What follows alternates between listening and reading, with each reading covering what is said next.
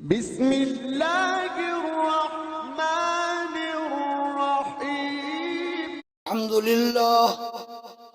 الحمد للہ وکفا وسلام علی عباده الذین اصطفى اما بعد اللهم صل على محمد عبدك ورسولك وصل على المؤمنين والمؤمنات والمسلمين والمسلمات اما بعد فاعوذ باللہ من الشیطان الرجیم بسم اللہ الرحمن الرحیم انما یعمر مساجد اللہ من آمن باللہ والیوم الآخر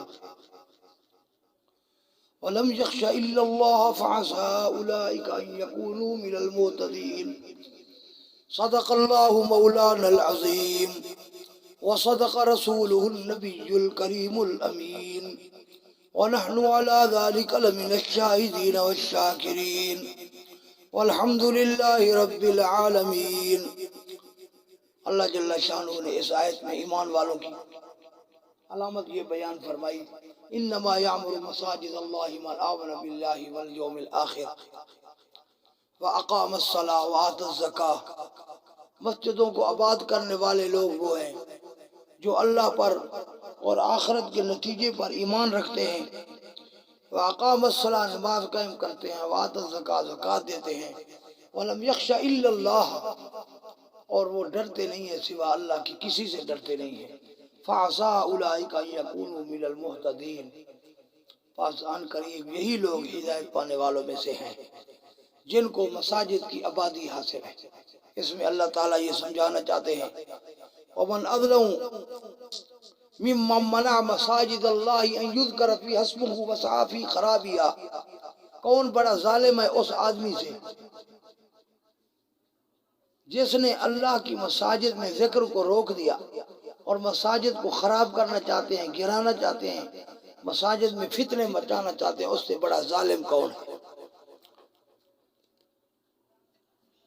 اللہ تعالیٰ نے مساجد کی اہمیت کو قرآن کریم میں بیان فرمایا اور مساجد کی حفاظت مسلمانوں کے ذمہ ہے۔ آج کی حکومت مختلف بہانے بنا کر مساجد کو گرانے کی کوشش کر رہی ہے، بڑی بڑی مساجد کو گرانا چاہتے ہیں، مندر تعبیر کر رہے ہیں، گوردوارے تعبیر کر رہے ہیں اور مساجد کو گرانے کی پوری ان کی کوششیں ہیں۔ 40 سال سے بنی ہوئی مساجد کو جو کہ بہت زیادہ آباد ہیں ان کو گرانا چاہتے ہیں، اللہ کو عذاب کی دعوت دے رہے ہیں۔ اللہ کی پکڑ جب آئی تو ان کو بچا کوئی نہیں سکے گا۔ اللہ کا عذاب بہت سخت ترین شے ہے، انہیں عبرت حاصل کرنی چاہیے، اللہ کا مقابلہ نہیں کرنا چاہیے، اللہ کے عذاب کو نہ دعوت دیں، ورنہ چند سال پہلے ہم سب دنیا میں نہیں تھے، چند سال کے بعد نہیں ہوں گے۔ خدا کا عذاب بڑا سخت ہے، وہ ڈھیل دیتا ہے ظالموں کو، لیکن جب باز نہ ہے تو سخت گرفت کرتا ہے۔ اللہ جل شانہ ہمیں ہدایت عطا فرمائے اور ہماری حکومت کے حکام کو حیا عطا کرے کہ وہ مساجد کی گرانے سے باز آ جائیں۔ وآخر دعوانا الحمدللہ رب العالمین۔